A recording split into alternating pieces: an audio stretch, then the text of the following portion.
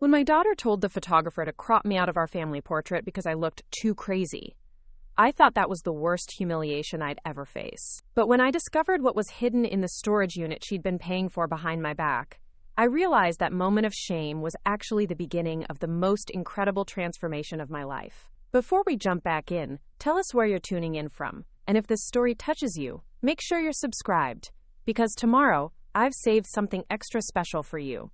My name is Zelma Carter, and at 58 years old, I thought I knew exactly who I was supposed to be.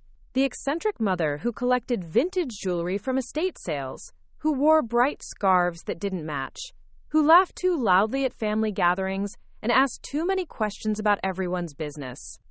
My daughter Stephanie had been managing my image for years, always suggesting I tone it down, dress more appropriately, speak more quietly. And like a fool, I'd been trying to squeeze myself into her version of acceptable. The family photo incident happened on a crisp October morning at Riverside Gardens, where Stephanie had arranged for professional portraits to celebrate her promotion to senior partner at the law firm. Everyone was there. Her husband Marcus looking polished in his navy suit, their twin boys dressed like little executives, and me in what I thought was a lovely emerald dress with a matching head wrap that made me feel vibrant and alive. But the moment the photographer started shooting, I could see Stephanie's face tightening with each click of the camera. She kept positioning herself between me and the lens, subtly pushing me toward the back of every group shot. When I tried to suggest we take some candid photos by the fountain, she practically hissed under her breath that we needed to keep things formal and professional. The breaking point came when I laughed at something my grandson Tyler said about his soccer coach looking like a penguin. It wasn't even that loud, just genuine joy bubbling up the way it always did around my grandchildren. But Stephanie's face went crimson, and she marched over to the photographer with the kind of determined stride I'd seen her use in courtrooms. I watched from across the garden as she gestured toward me, her voice low but her body language unmistakable. The photographer glanced in my direction, nodded, and I knew whatever she was saying wasn't complimentary. When she walked back, her smile was plastic and tight. "Mom, why don't you sit this next set out? Marcus thinks the boys need some photos with just their parents." The lie slid off her tongue so smoothly that for a moment I almost believed it. But Marcus looked just as confused as I felt, and little Tyler actually started to protest that he wanted Grandma Zelma in the pictures. "It's fine, baby," I told him, my throat closing around the words. "Grandma will watch from over here."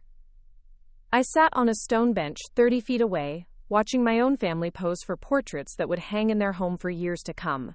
Portraits that would tell the story of their lives without me in them. And when the photographer asked if they wanted any shots with extended family, I heard Stephanie's response clearly across the garden. "No, we're keeping it simple today. Sometimes too much personality can overwhelm the composition."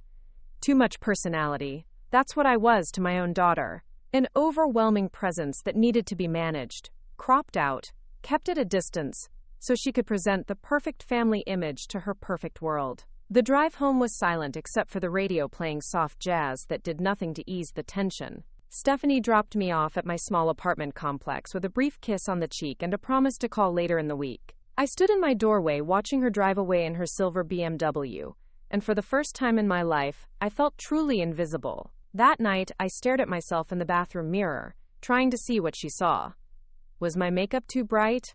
Were my clothes too bold? Had I been living my entire life as some kind of embarrassment, without realizing it? I took off the emerald dress and head wrap, folded them carefully, and put them in the back of my closet. Maybe it was time to start dressing the part of a quiet, dignified older woman who wouldn't overwhelm anyone's composition. But sleep wouldn't come. I kept replaying the photographer's words about composition, about how too much personality could ruin a perfect picture. By morning, something had shifted inside me, not toward compliance, but toward a strange kind of curiosity. If I was too much for Stephanie's world, what did that really mean? And more importantly, what had I been giving up to try to fit into it? The answer came 3 days later, in the most unexpected way possible. I was sorting through my mail when I found an envelope from Secure Storage Solutions with an overdue payment notice for Unit 247. The problem was, I'd never rented a storage unit in my life. My apartment was small but organized, and I'd never had enough possessions to need external storage. I assumed it was a mistake, probably meant for another tenant with a similar name. But something about the notice nagged at me. The address was across town in an industrial area I rarely visited, and the monthly fee was substantial, $250, which seemed excessive for what I imagined would be a small space. More puzzling was the fact that the account had been open for over 3 years, with payments automatically withdrawn from an account I didn't recognize. I called the storage facility, expecting them to quickly resolve the mix-up and redirect the notice to the correct customer. The woman who answered sounded harried and impatient, clearly dealing with multiple calls about late payments. "I'm calling about Unit 247, I said. "I received a notice, but I think there's been a mistake. I don't have a storage unit with your company." "Name on the account?" "Well, that's what's confusing. My name is Zelma Carter, but I've never—" "Carter, Zelma. Yes, I see it here. Account opened June 2021. Automatic payments from First National Bank account ending in 4,472. Your payment failed to process this month, so we sent the notice."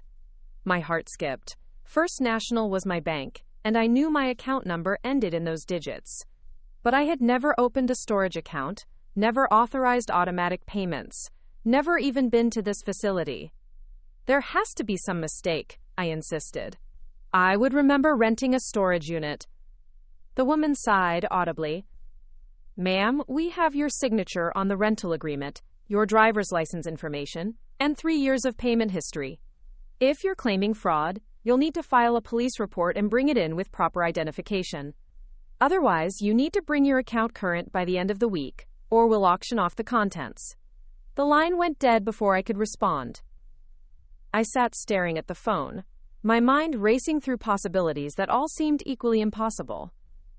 Someone had opened a storage unit in my name, using my bank information, forging my signature, and I'd been paying for it for 3 years without knowing it. But who would do such a thing? And why? The obvious answer was identity theft, but something about it felt wrong.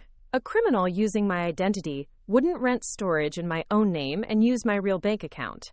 They'd want to stay hidden, not create a paper trail that led directly back to me. This felt more personal, more deliberate. I drove to the storage facility that afternoon, my hands shaking slightly as I gripped the steering wheel. The place was a sprawling complex of beige metal buildings, surrounded by chain-link fencing, the kind of anonymous industrial facility that seemed designed to make people disappear.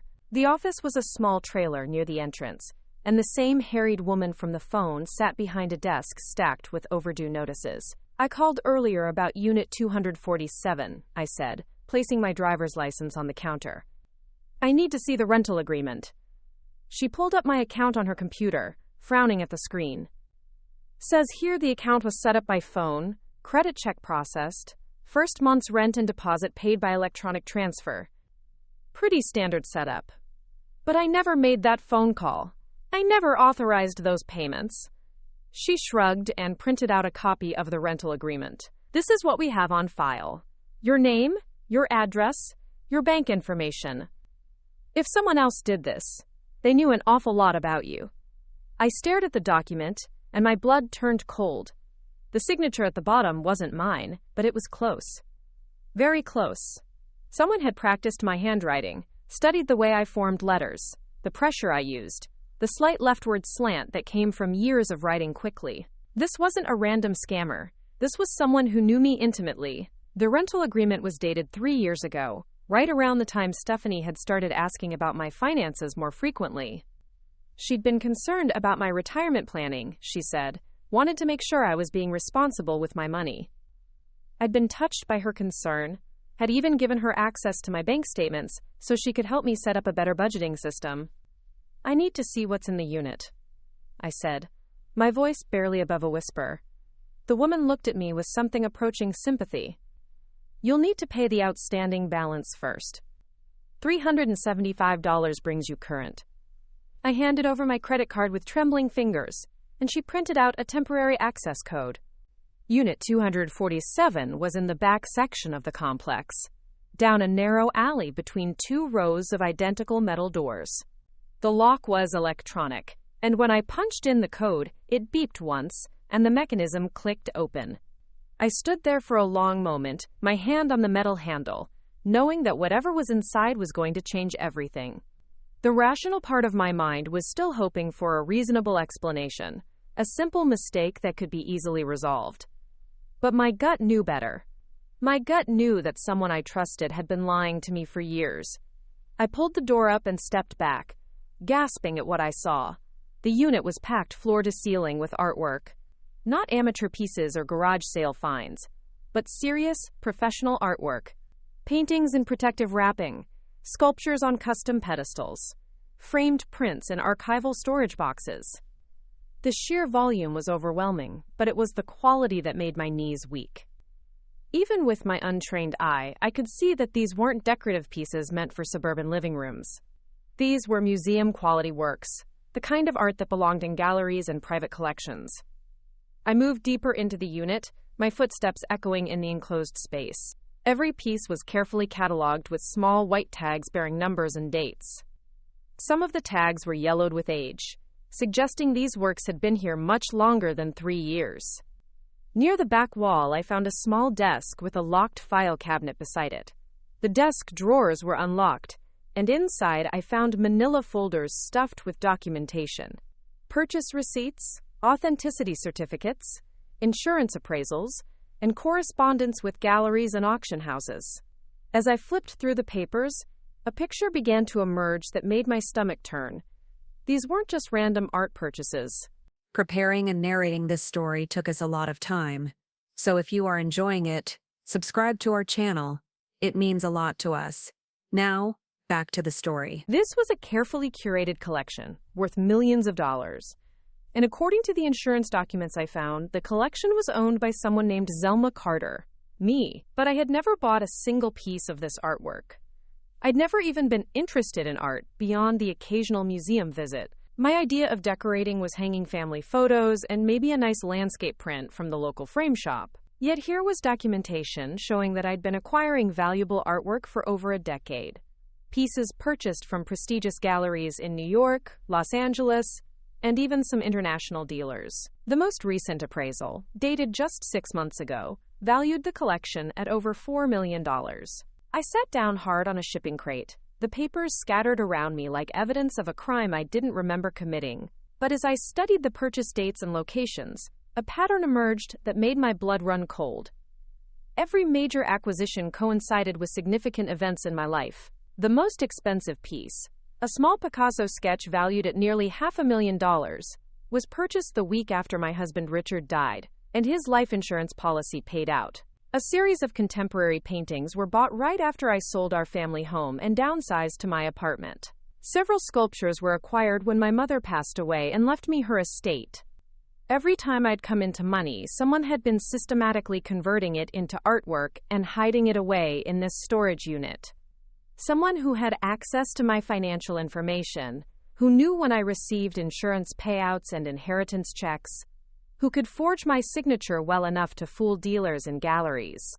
Someone who had been stealing my life savings piece by piece while I lived modestly in a small apartment, worrying about making ends meet on my Social Security and the tiny pension from my years working as a school secretary. I found my phone and called the gallery listed on the most recent purchase receipt. A smooth-voiced man answered, and when I identified myself as Zelma Carter, his tone immediately became warmer and more deferential. "Miss Carter, what a pleasure to hear from you. I hope you're enjoying the Rothko piece. It's truly a stunning addition to your collection. I'm sorry, but I think there's been some mistake. I never purchased a Rothko from your gallery." The silence stretched for several seconds. "Ms. Carter, we completed that transaction just last month. Your daughter handled the final details, but the purchase was definitely made in your name. Is everything all right?" My daughter. The words hit me like a physical blow, and I had to grip the edge of the desk to keep from falling. My daughter was involved in the purchase? Well, yes. She's been your representative for several years now, hasn't she? Always very professional, very knowledgeable about your collecting interests. She mentioned that you prefer to keep your acquisitions private, which is why we've always handled everything so discreetly. I managed to end the call without completely falling apart, but inside I was screaming. Stephanie had been using my identity to build an art collection worth millions, systematically draining my accounts every time I received a substantial sum of money. She'd forged my signature, impersonated me to dealers, and hidden the evidence in a storage unit that I'd been unknowingly paying for. But why? What could possibly motivate someone to steal from their own mother in such an elaborate way? And more importantly, what was she planning to do with a collection this valuable? I found part of the answer in the last folder I opened. It contained correspondence between someone using my name and a prestigious auction house in Manhattan. The letters discussed the eventual sale of the collection, with detailed plans for timing the auction to maximize profits. The most recent letter, dated just 2 months ago, outlined a strategy for liquidating the entire collection over the next year. The estimated gross proceeds, $6 million. $6 million that someone planned to steal from me by selling artwork they'd bought with my own money. $6 million that would disappear into accounts I'd never see while I continued living paycheck to paycheck, worrying about medical bills and grocery costs. I sat in that storage unit surrounded by stolen dreams, my mind reeling with the magnitude of the betrayal. This wasn't just about money. This was about someone systematically erasing my financial security while presenting themselves as a caring daughter who worried about my future. Someone who had looked me in the eye for years, accepting my gratitude for her concern about my finances, all while secretly bleeding me dry. The woman who had told a photographer I was too much personality for a family photo had been stealing my identity for years, building a fortune from my inheritance and insurance money, planning to sell it all and leave me with nothing. But as I locked up the storage unit and drove home, something unexpected was happening inside me. The shock was giving way to something sharper, more focused. For years, I'd been trying to make myself smaller, quieter, more acceptable to Stephanie's vision of who I should be. I'd been apologizing for taking up space, for having opinions, for being too much. Well, maybe it was time to be too much in a completely different way. Maybe it was time for Zelma Carter to stop apologizing and start taking back what was hers. The drive home gave me time to think, and by the time I pulled into my apartment complex parking lot, I had the beginnings of a plan. But first, I needed to understand exactly how deep this went, and who else might be involved. Because something this elaborate, this carefully planned, couldn't be the work of one person acting alone. I spent the evening going through every financial document I could find, comparing my bank statements with the dates I'd found in the storage unit. The pattern was even more systematic than I'd initially realized. Every significant deposit into my account was followed within days by a withdrawal that matched the cost of artwork purchases. The timing was too precise to be coincidental. Someone had been monitoring my accounts in real time, waiting for money to appear so they could immediately redirect it. But the withdrawals weren't coming from checks I'd written or electronic transfers I'd authorized. They were happening through a mechanism I didn't understand, something that bypassed my direct involvement entirely. I needed help figuring out how it was being done, and more importantly, how to stop it. The next morning, I called First National Bank and asked to speak with a fraud specialist. The woman who took my call was professional, but skeptical, when I explained that someone had been making unauthorized withdrawals from my account for years without my knowledge. Mrs. Carter, I'm looking at your account history, and I don't see any unauthorized activity. All withdrawals were processed through legitimate channels with proper authorization. What kind of authorization? Well, it appears you have a financial power of attorney arrangement in place. The withdrawals were made by your designated representative using the authority you granted them. Power of attorney. I'd never granted anyone power of attorney over my finances. I would have remembered signing something that important, something that gave another person control over my money. But even as I said this to the bank representative, a memory was surfacing, fuzzy and incomplete. 3 years ago, right around the time the storage unit was opened, Stephanie had brought me a stack of papers to sign. She'd said they were related to updating my will and making sure my affairs were in order in case anything happened to me. I'd been touched by her concern, grateful that she was thinking ahead and trying to protect me. Your daughter has been very responsible with the authority you granted her, the bank representative continued. All transactions have been properly documented and within the scope of the power of attorney agreement. I hung up the phone and sat staring at the wall, remembering that afternoon when Stephanie had spread the papers across my kitchen table. She'd explained each document quickly, pointing to signature lines and assuring me it was all standard legal language for estate planning. I'd trusted her completely, signed where she indicated, and never asked to keep copies of the documents. How could I have been so naive? How could I have signed away control of my finances without even reading what I was agreeing to? But I knew the answer. I'd trusted my daughter completely, and she'd used that trust to systematically rob me blind. The phone rang, startling me out of my spiral of self-recrimination. The caller ID showed Stephanie's number, and for a moment I considered letting it go to voicemail. But something told me I needed to hear her voice, needed to see if I could detect any hint of guilt or deception now that I knew what she'd been doing. "Hi, Mom. I was just checking in to see how you're doing." Her voice sounded perfectly normal, warm and caring, the same tone she'd used for years when calling to check on me. There was no trace of guilt, no hint that she knew I'd discovered anything. She was either an excellent actress or completely confident that her scheme would never be uncovered. "I'm fine, sweetheart. Just keeping busy." "Good. I know the photo session was a little stressful the other day. I hope you're not still upset about that." "A little stressful." She was characterizing my public humiliation as a minor inconvenience, something I should have gotten over by now. The casual dismissal of my feelings was almost as infuriating as the financial theft. "Actually, I've been thinking about those photos," I said carefully. "About what you said about too much personality overwhelming the composition." "Oh, Mom, you know I didn't mean anything hurtful by that. I just want our family photos to look polished and professional. You understand."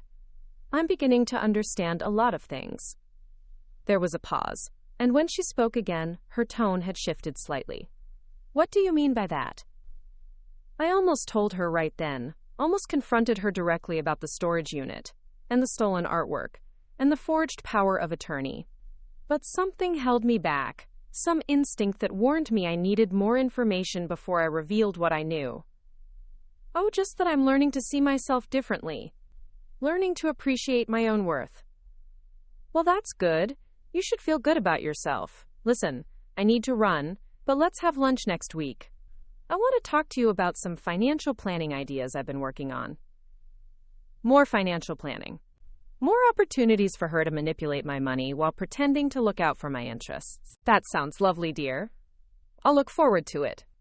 After she hung up, I sat in my living room looking around at my modest furnishings and thinking about the millions of dollars worth of artwork sitting in a storage unit across town.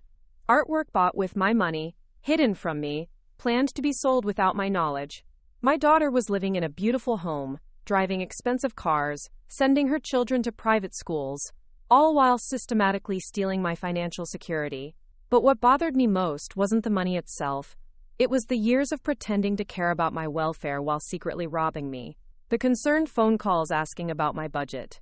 The gentle suggestions that I should be more careful with my spending.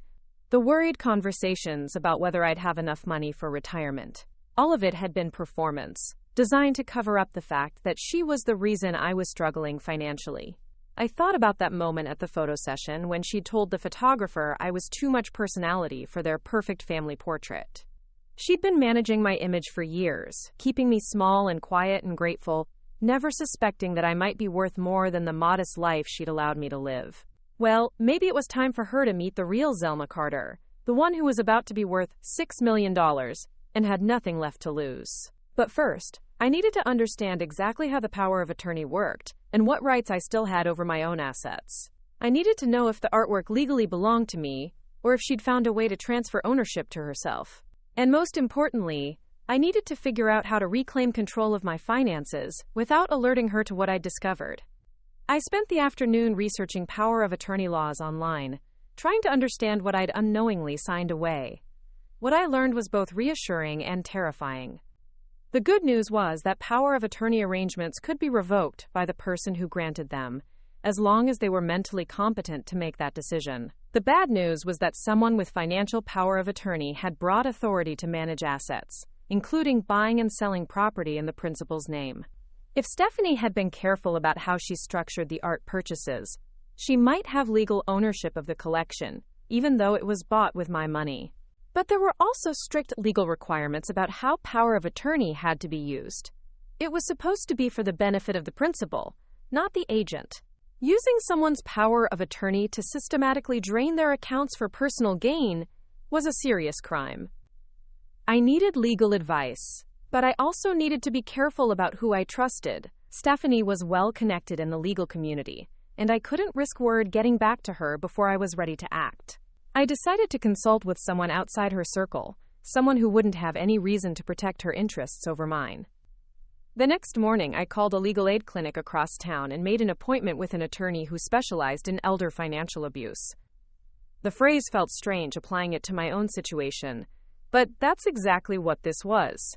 My own daughter had been financially abusing me for years, using her position of trust to systematically steal from me. The attorney, a sharp-eyed woman named Diana Reeves, listened to my story with growing amazement. When I finished explaining about the storage unit and the art collection, she sat back in her chair and whistled softly.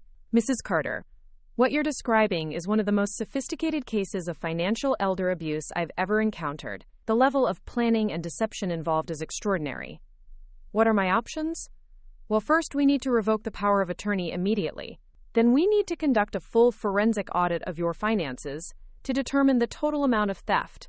After that, we'll need to establish legal ownership of the artwork and develop a strategy for recovering your assets."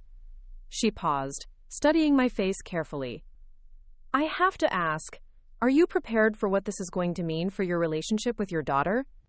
Because once we start this process, there's no going back to the way things were."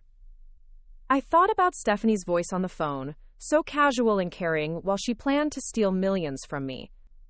I thought about her embarrassment at the photo session, her need to crop me out of her perfect life. I thought about all the years I'd spent trying to be smaller, quieter, more acceptable to her vision of who I should be. "The relationship I thought I had with my daughter was built on lies," I said. "Maybe it's time to find out who we really are when the pretending stops." Diana smiled, and I could see the fighter in her eyes. "Then let's get started, because something tells me your daughter has no idea what she's about to face." As I walked out of the legal aid clinic that afternoon, I felt something I hadn't experienced in years. Power, not the kind that comes from money or status, but the kind that comes from finally understanding the truth and deciding to act on it. For too long, I'd been living in a story someone else was writing, playing the role of the grateful, dependent mother who should be thankful for whatever scraps of attention and security her successful daughter provided. But that story was about to change. And when it did, Stephanie was going to discover that the woman she'd dismissed as too much personality for a family photo was actually exactly the right amount of personality for taking back everything that belonged to her. The real Zelma Carter was about to make her debut, and she was going to be worth $6 million and completely done with being anyone's embarrassment. Diana Reeves moved fast, faster than I expected someone in the legal system could move. Within 24 hours of our meeting, she had filed emergency paperwork to revoke my power of attorney and freeze any further transactions on my accounts. But more importantly, she had connected me with Marcus Webb, a forensic accountant who specialized in tracking stolen assets. Marcus was a thin, intense man with wire-rimmed glasses who spoke in precise, clipped sentences that made everything sound like evidence in a court case. When I met him at his downtown office, he had already begun pulling together a preliminary analysis of my financial records going back 10 years. "Mrs. Carter, what your daughter has done is remarkably sophisticated," he said, spreading printouts across his conference table. "She didn't just steal money from you. She created an entirely parallel financial identity, using your name and credentials. Look at this." He pointed to a series of bank statements I'd never seen before. "She opened a secondary checking account in your name at a different branch of your bank. All the art purchases were funded through this account, which she managed using the power of attorney. The money was transferred from your primary account in small increments to avoid triggering automatic fraud alerts, then consolidated in the secondary account for major purchases." I stared at the statements, seeing my name and social security number on accounts that held hundreds of thousands of dollars at various times. How is that even possible? Wouldn't the bank have required me to be present to open a new account? Not with a valid power of attorney and your identification documents. She could act as your legal representative for any banking business. The sophisticated part is how she managed the timing. Every major art purchase was preceded by weeks of small transfers, moving money gradually so your primary account balance never showed dramatic drops that might have caught your attention. He flipped to another set of documents. She also established a business entity called Carter Fine Arts Holdings, listing you as the primary owner but herself as the managing partner. This gave her additional legal cover for the art purchases and created a framework for eventually selling the collection without your direct involvement. The scope of the deception was staggering. This wasn't opportunistic theft or someone taking advantage of a moment of trust. This was a multi-year criminal enterprise designed to systematically transfer my wealth while keeping me completely unaware of what was happening. "How much money are we talking about?" I asked, though I wasn't sure I wanted to know the answer. Marcus consulted his notes. "Based on my preliminary analysis, approximately $2.8 million was transferred from your accounts over the past decade. The current value of the art collection is approximately $4.2 million, so she actually did well with the investments. The problem is, none of the appreciation belongs to you legally, unless we can prove the purchases were made without proper authorization. But they were made without my authorization. I never agreed to buy artwork." That's where it gets complicated. The power of attorney document you signed was very broadly written. It gave her authority to make investment decisions on your behalf, including purchasing assets she deemed appropriate for your financial portfolio. A good defense attorney could argue that she was acting within the scope of her legal authority, even if you weren't consulted on specific purchases. Diana had been listening quietly, but now she leaned forward. Except for one crucial detail.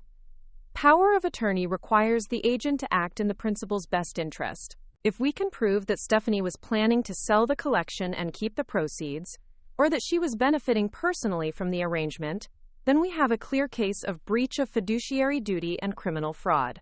"I found correspondence about selling the collection," I said. "Letters discussing auction strategies and timing." Marcus nodded grimly.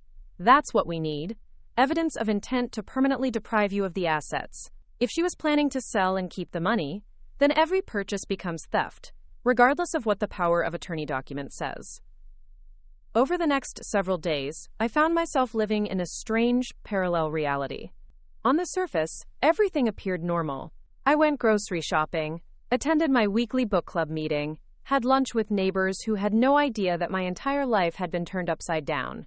But underneath, I was working with a team of professionals to build a case against my own daughter that could send her to prison. The hardest part was maintaining the pretense when Stephanie called. She still phoned every few days with her usual mixture of concern and condescension, asking about my health, my finances, my social activities.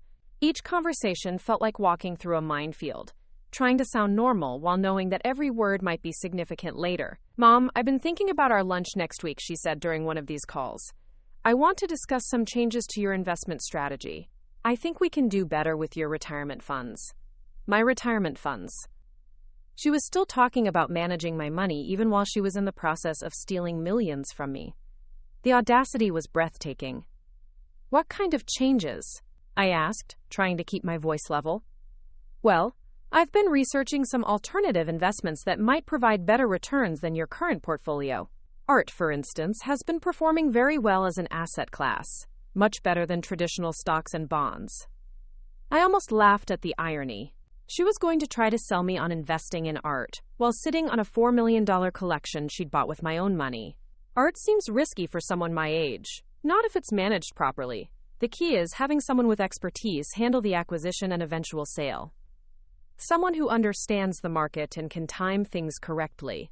Someone like her, in other words. Someone who had already been timing things correctly for years while I lived on Social Security and worried about paying my electric bill. "I'll think about it," I said, and I could hear the smile in her voice when she responded. "That's all I ask, Mom. I just want to make sure you're financially secure."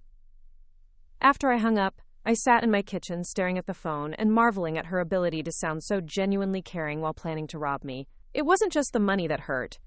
It was the years of performative concern, the fake worry about my financial security, the illusion of a loving daughter looking out for her aging mother. But Marcus had more discoveries that made the betrayal even deeper. When he expanded his investigation to include Stephanie's personal finances, he found evidence that she had been using my stolen money to fund her own lifestyle for years. Your daughter's law firm's salary is substantial, but not substantial enough to support the lifestyle she's been living, he explained during our next meeting. The private school tuition for her children, the mortgage on their house, the luxury cars, the country club membership, it all adds up to more than her legitimate income could support.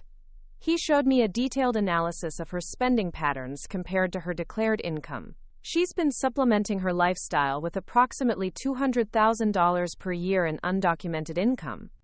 Money that appears to have come from selling pieces of your art collection gradually over time. She's been selling my artwork? Small pieces.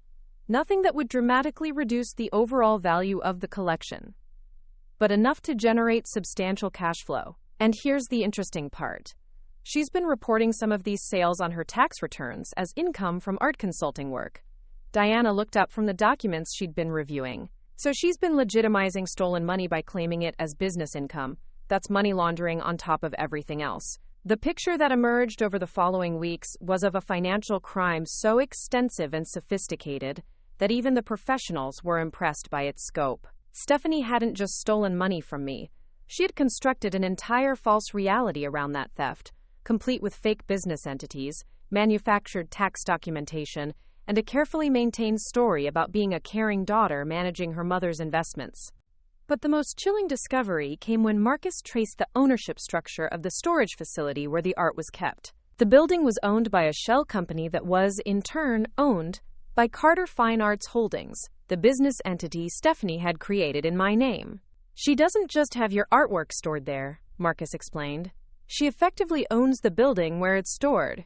If anything happened to you, she would have complete control over the facility and everything in it. There would be no paper trail leading back to your ownership of the collection.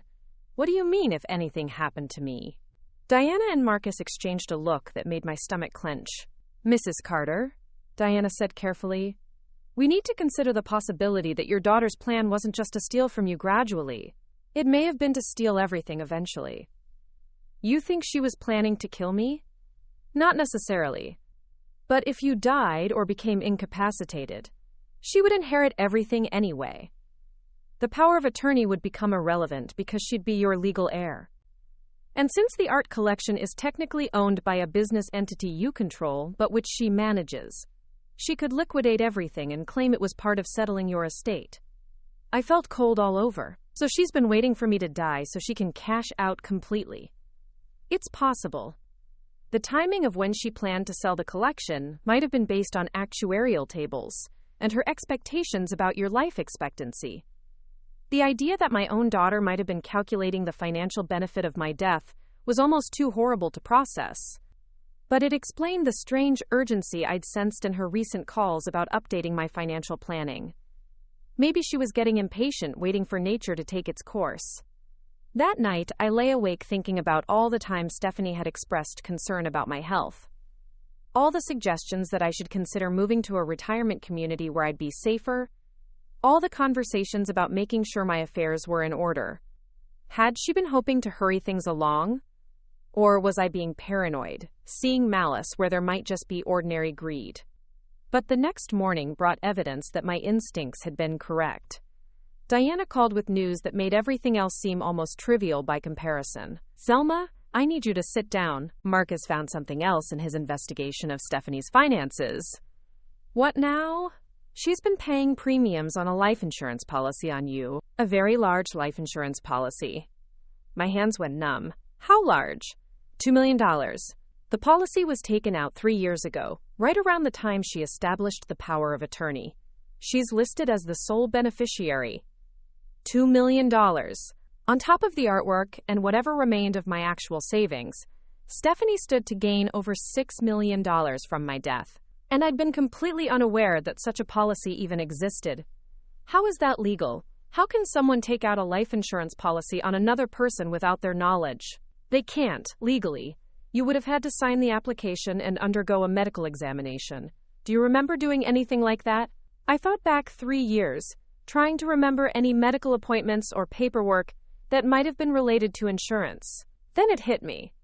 Around that time, Stephanie had arranged for me to have a comprehensive physical exam, saying she was worried about my health and wanted to make sure I was getting proper preventative care. She'd driven me to the appointment herself, sat in the waiting room, even came back with me to hear what the doctor had to say. She took me to a doctor's appointment, I said slowly. She said it was for my annual physical, but I'd already had my annual physical with my regular doctor. She said she wanted me to see a specialist, someone who was better at geriatric care. Did you sign any paperwork at that appointment? Yes, lots of paperwork. Insurance forms, medical history, consent forms. She helped me fill everything out because she said some of the questions were confusing. Diana was quiet for a long moment. Zelma, I think some of those forms might have been life insurance applications disguised as medical paperwork. We need to get copies of everything you signed that day. The appointment had been at a medical clinic I'd never been to before or since. When Diana contacted them, they claimed to have no record of my visit, which seemed impossible. But Marcus was able to trace the insurance policy application, and the signature on it was definitely mine, or a very good forgery based on forms I'd actually signed. She's been planning this for years, I said, staring at copies of the insurance documents. The power of attorney, the art collection, the life insurance policy, it's all designed to maximize what she inherits when I die, and to minimize the chances that anyone would investigate after your death, Marcus added. If you died tomorrow, she'd file a simple probate claim for your small apartment and known assets, collect on the life insurance policy, and liquidate the art collection through the business entity. To outside observers, it would look like she inherited a modest estate and had some separate business interests. No one would know that the business was funded with your money. Diana leaned forward. But here's the thing. Now that we know about all of this, we can use it against her. The life insurance policy is particularly damning evidence because it shows premeditation and financial motive. Combined with the art theft and the fraudulent business entities, we have enough to file both civil and criminal charges. What are my options? Well, we can pursue this through the courts, both criminal and civil. The criminal charges could result in significant prison time for Stephanie, and the civil case would recover your assets plus damages. But that process could take years and would be very public. Your family situation would be front-page news. What's the alternative? Diana and Marcus looked at each other, and I could tell they'd been discussing something I hadn't been told about yet. We confront her directly, Diana said. Present her with the evidence and give her a chance to return your assets voluntarily in exchange for not filing criminal charges. It's not as satisfying as seeing her prosecuted, but it might be faster and less traumatic for everyone involved. I thought about my grandsons, about how this would affect them if their mother went to prison. I thought about the media attention, the gossip, the way this story would follow our family for years. But then I thought about Stephanie's voice on the phone, still pretending to care about my financial security, while planning to profit from my death. I want to confront her, I said, but not to let her off easy. I want to see her face when she realizes I know everything. I want to watch her try to explain why she's been stealing from me for years while pretending to love me. And if she refuses to return your assets, then we destroy her. Completely and publicly. Diana smiled, and I could see she approved of my decision. Then let's set up a meeting, but we do it on our terms, in a controlled environment where we have all the advantages. I have a better idea, I said, thinking about the lunch Stephanie had been wanting to schedule. Let me invite her to lunch, somewhere public but private, where she'll feel comfortable and confident, and where she won't be able to run away when she realizes what's happening. What did you have in mind? I thought about the country club where Stephanie was a member, the one she'd been paying for with my stolen money, the place where she went to network and socialize and present herself as a successful attorney with impeccable taste and family values. I think it's time I visited my daughter's country club, I said. I hear they have an excellent lunch menu. The plan we developed was elegantly simple. I would invite Stephanie to lunch at her country club, ostensibly to discuss the financial planning ideas she'd been wanting to talk about. Diana and Marcus would be seated at a nearby table, close enough to witness everything but not obviously connected to me. I would confront Stephanie with the evidence during the meal, giving her a chance to explain herself before presenting her with an ultimatum. But first, we needed to make sure we had documented everything thoroughly and secured my assets as much as possible. The artwork was still in the storage unit, but now we had changed the locks and updated the access codes, so only I could enter. The secondary bank accounts had been frozen pending investigation, and new accounts had been opened in my name alone at a different bank entirely. Marcus had also prepared a comprehensive financial statement showing exactly how much money had been stolen and when, complete with documentation of every fraudulent transaction. The evidence filled 2 thick binders that would make it impossible for Stephanie to claim ignorance or minimize what she'd done. But the most important preparation was psychological. For years, I'd been conditioned to defer to Stephanie's judgment, to trust her expertise, to feel grateful for her attention to my affairs. I'd been playing the role of the helpless elderly mother who needed her successful daughter's guidance and protection. That version of myself was about to die permanently. Diana helped me practice what I was going to say, how I was going to present the evidence, how to respond to the denials and justifications and emotional manipulation that would inevitably come. We rehearsed different scenarios, from complete confession to outright defiance, preparing me for every possible reaction. "Remember," Diana said during our final preparation session, "she's going to try to turn this around on you. She'll say she was protecting you, that you couldn't handle managing that much money, that she was planning to give it all back eventually. Don't let her reframe this as anything other than what it is: theft, fraud, and betrayal. What if she cries? What if she breaks down and says she's sorry? Then you remember the life insurance policy. You remember that she was financially invested in your death. You remember that every tear she sheds is just another performance, like all the concerned phone calls and worried conversations about your future." The lunch was scheduled for Thursday at noon. On Wednesday night, I stood in front of my bathroom mirror practicing my opening lines, trying to find the right tone of voice, calm but firm, disappointed but not broken. I looked at my reflection and tried to see what Stephanie saw when she looked at me. For years, she'd seen someone easy to manipulate, someone whose trust could be exploited, someone whose very love for her daughter made her vulnerable to deception. She'd seen an elderly woman who was grateful for attention, who wouldn't ask too many questions, who could be convinced that having her financial affairs managed was a blessing rather than a theft. But tomorrow, she was going to meet someone completely different, someone who knew exactly what had been done to her and was prepared to fight back with everything she had. I went to bed early, but didn't sleep much. Instead, I lay in the dark thinking about all the conversations we'd had over the years, all the times she'd expressed concern about my spending, or my financial security, or my ability to manage my own affairs. I thought about how convincing she'd been, how genuine her worry had seemed, how grateful I'd been for her involvement in my life. The performance had been flawless. If I hadn't stumbled across that storage unit notice, I might have lived the rest of my life never knowing what she'd done. I might have died believing that my loving daughter had been looking out for me, never realizing that she'd been systematically robbing me blind while waiting for me to die so she could cash out completely. But I had found out, and tomorrow the performance was going to end. When Thursday morning arrived, I dressed carefully in my brightest outfit, a royal blue dress with a matching jacket, and the emerald jewelry I'd been too embarrassed to wear after the photo session. I looked in the mirror and saw not an elderly woman trying too hard to be noticed, but someone who refused to apologize for taking up space. I was worth over $4 million, even if my daughter had been hiding that fact from me. I was the victim of one of the most sophisticated financial crimes Diana had ever encountered. I was someone who had built a family and a life and deserved better than being cropped out of photos or slowly poisoned by someone who was supposed to love me. I was Zelma Carter, and I was about to remind my daughter exactly who she'd been stealing from. The country club was everything I'd expected: elegant, understated, filled with people who looked like they'd never worried about paying a bill in their lives. Stephanie was already seated at a corner table when I arrived, and she stood to embrace me with the same warm smile she'd been wearing for years. "Mom, you look wonderful. I love that dress." "Thank you, dear. You look lovely as always." She was wearing a cream-colored suit that probably cost more than I spent on clothes in a year, her hair perfectly styled, her makeup flawless.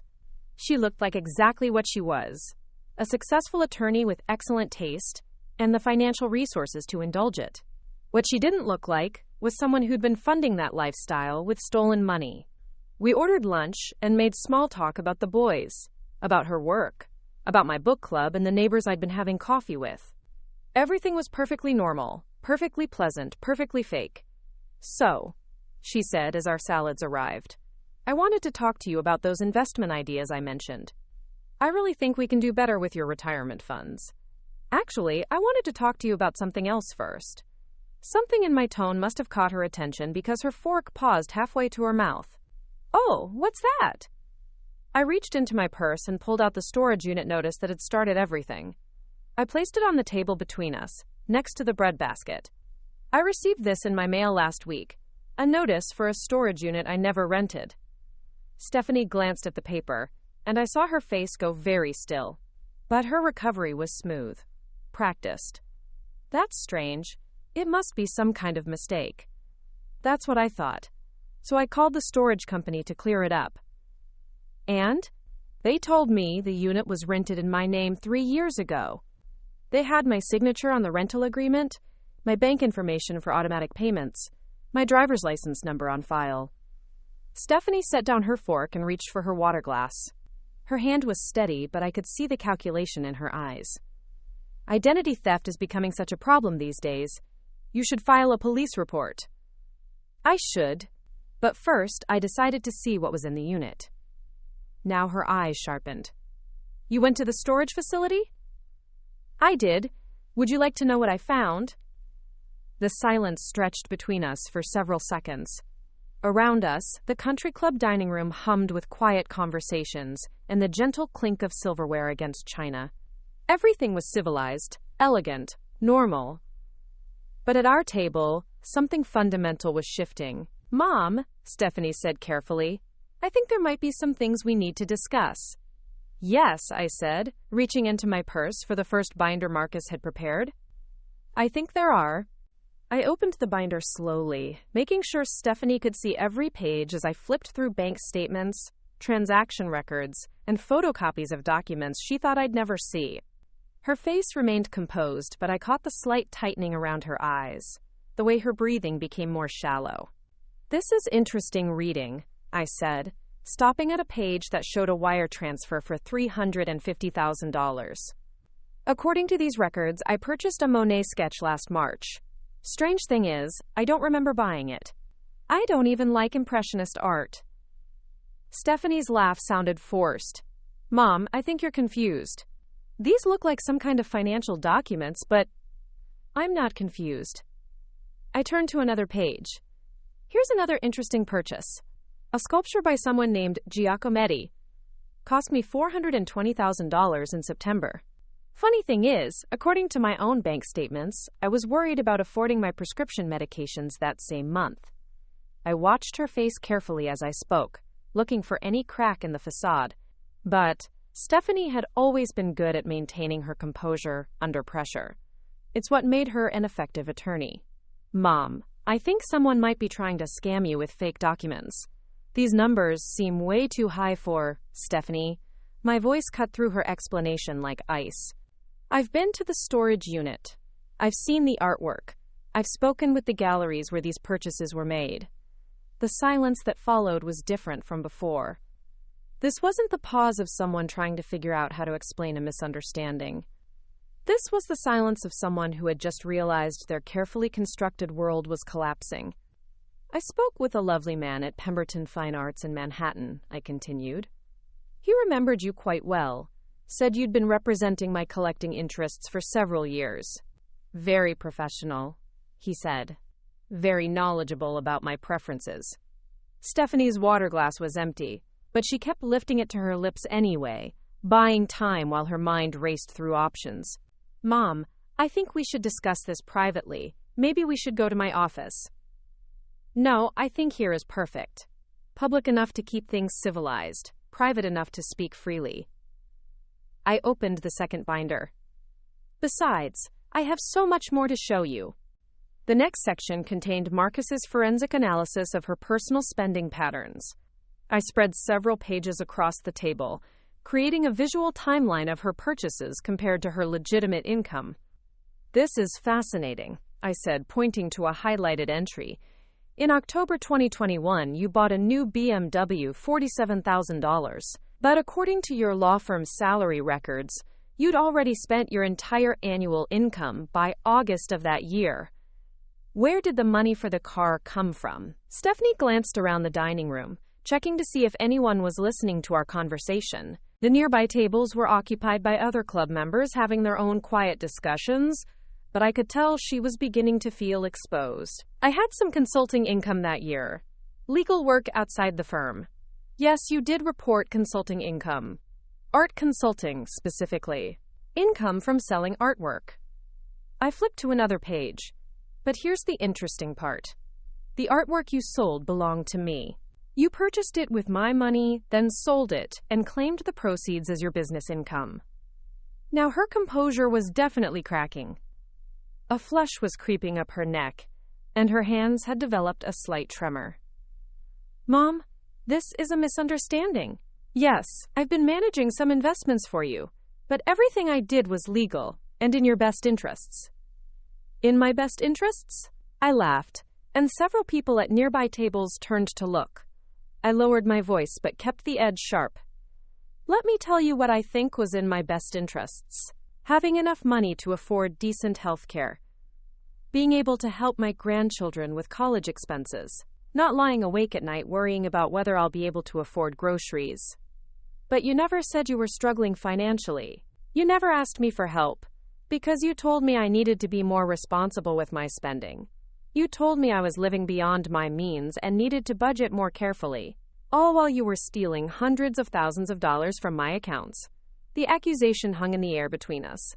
Other diners were beginning to notice that our conversation had moved beyond normal family discussion. But I didn't care anymore. Let them listen. Let them hear about the successful attorney who had been robbing her own mother. Stephanie leaned forward, her voice dropping to an urgent whisper. Mom, please keep your voice down. People are starting to stare. Good. Maybe they should know what kind of person they're having lunch with. You don't understand the complexities of financial management. The power of attorney you signed gave me the authority to make investment decisions on your behalf. Everything I did was legal. I reached into my purse and pulled out a copy of the life insurance policy application. I placed it on the table next to the other documents, making sure she could see her name listed as the sole beneficiary. Was this legal too? The color drained from her face completely. She stared at the document like it was a poisonous snake that had appeared on our table. I can explain that. Please do. Explain why you took out a $2 million life insurance policy on me without my knowledge. Explain why you've been paying the premiums while telling me you were worried about my financial security. It was meant to protect you. To make sure there would be money available if you needed expensive medical care or long-term care facilities. With you as the sole beneficiary, someone had to be responsible for managing things if you became incapacitated. I was trying to plan ahead to make sure you were trying to cash in on my death. The words came out louder than I intended, and this time several nearby conversations stopped entirely. You stole my money, used it to buy artwork, planned to sell it for profit, and took out life insurance on me so you'd make even more when I died. Stephanie looked around desperately, realizing that our family drama was becoming public entertainment. Mom, please, we can work this out. Let me explain everything properly. Not here. Here is perfect. I want these people to see who you really are. I want them to know that the respected attorney they've been socializing with is a thief who has been stealing from her own mother. I turned to address the tables around us directly. Excuse me, everyone. I'd like you to meet my daughter, Stephanie Reynolds. She's been systematically stealing from me for years while pretending to manage my finances. Would anyone like to see the documentation? The reaction was immediate and electric. Conversation stopped, silverware was set down, chairs turned in our direction. The country club dining room, which had been humming with genteel conversation, fell into the kind of silence that only comes when something truly scandalous is happening. Stephanie's face went from pale to bright red. Mom, stop this right now, you're making a scene. I'm telling the truth. There's a difference. A woman at the next table, someone I recognized as one of Stephanie's frequent lunch companions, leaned over with poorly concealed curiosity.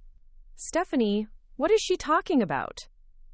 Before Stephanie could answer, I spread more documents across our table, making sure they were visible to anyone who wanted to look.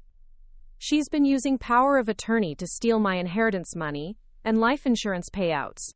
She bought millions of dollars worth of artwork with my money, then planned to sell it and keep the profits. Oh, and she took out a life insurance policy on me worth $2 million. The gasps and murmurs from nearby tables were audible now. Country club members were not accustomed to this kind of public family drama, and the shock on their faces was evident. Stephanie stood up abruptly, her chair scraping against the floor. "I don't have to listen to this. You're clearly having some kind of mental episode. Sit down." My voice carried an authority I didn't know I possessed. "We're not finished." "Yes, we are. I'm leaving. If you leave now, I'm filing criminal charges this afternoon."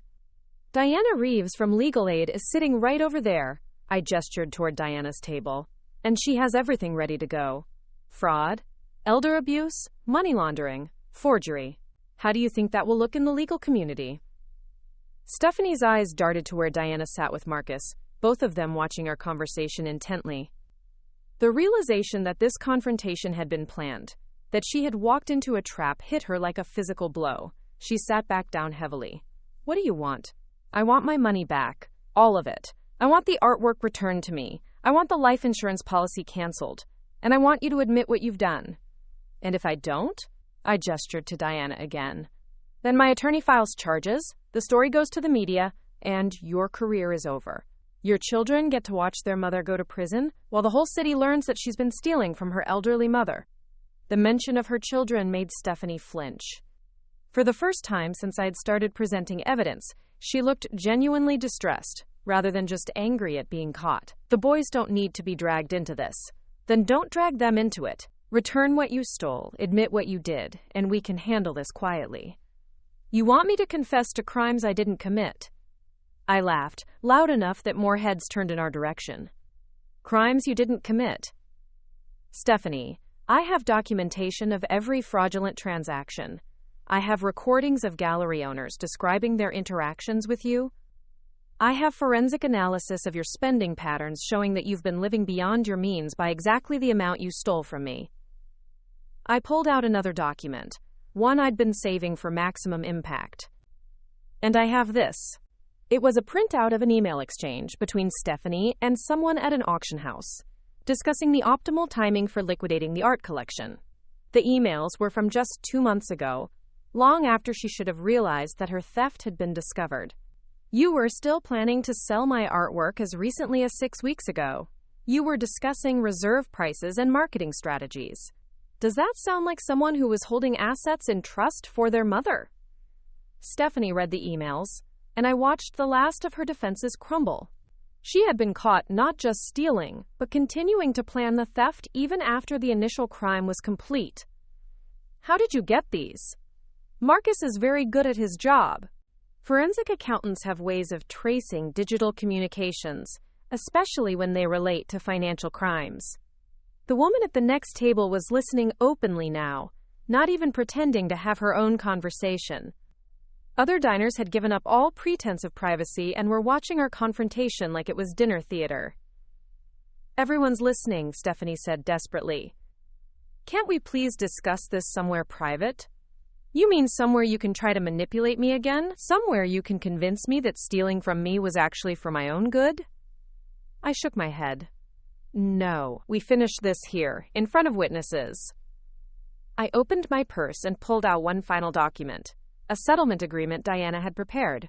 "This is a voluntary restitution agreement. You sign it, you return every penny you stole plus interest, you transfer ownership of all the artwork back to me, and you cancel the life insurance policy. In exchange, I don't file criminal charges." "And if I don't sign?" "Then Diana files charges this afternoon, Marcus's forensic analysis goes to the district attorney, and tomorrow morning every news outlet in the city has the story of a prominent attorney who stole millions from her elderly mother." Stephanie stared at the settlement agreement, her hands shaking slightly as she read through the terms.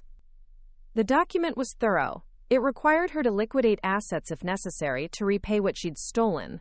It included punitive damages for the years of deception, and it contained a detailed confession of exactly what she had done.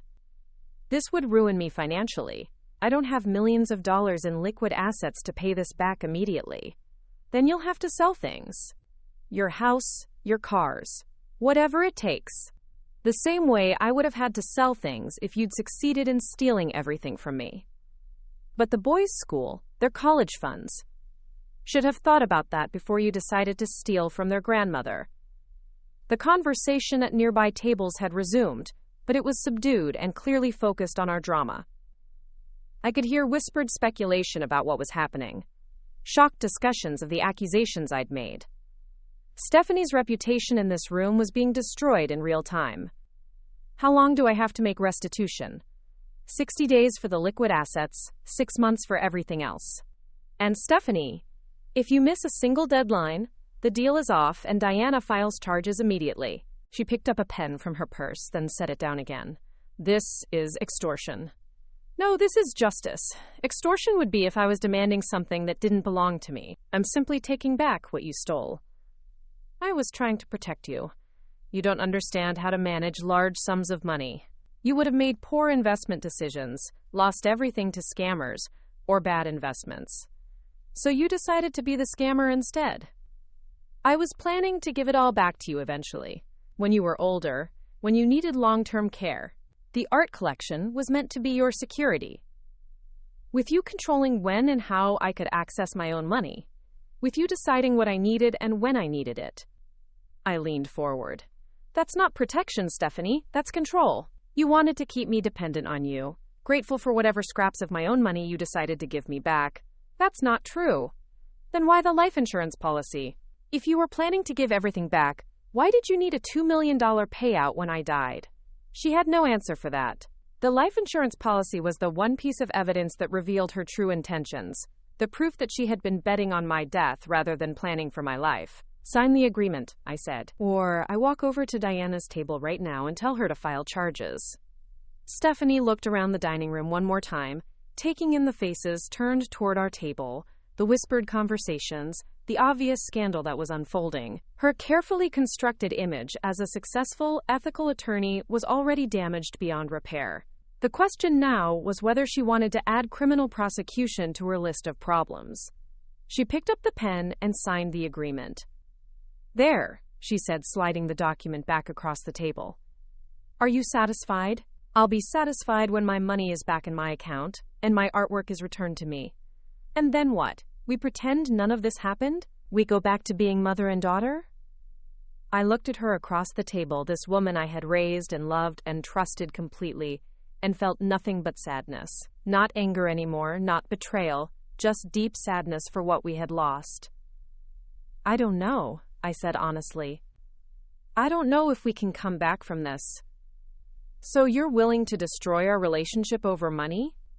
Stephanie, you destroyed our relationship when you decided to steal from me. When you took out a life insurance policy betting on my death. When you spent years lying to my face while robbing me blind. I gathered up the documents and put them back in my purse.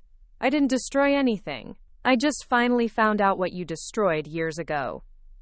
She sat there for a moment longer, then stood up and walked out of the dining room without another word. I watched her go, noting the way other club members turned to stare as she passed their tables. By tomorrow, everyone in her social circle would know what had happened.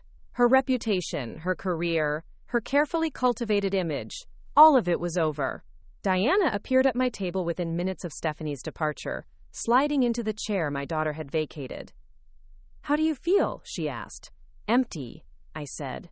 I thought I'd feel triumphant or vindicated, but I just feel empty. That's normal.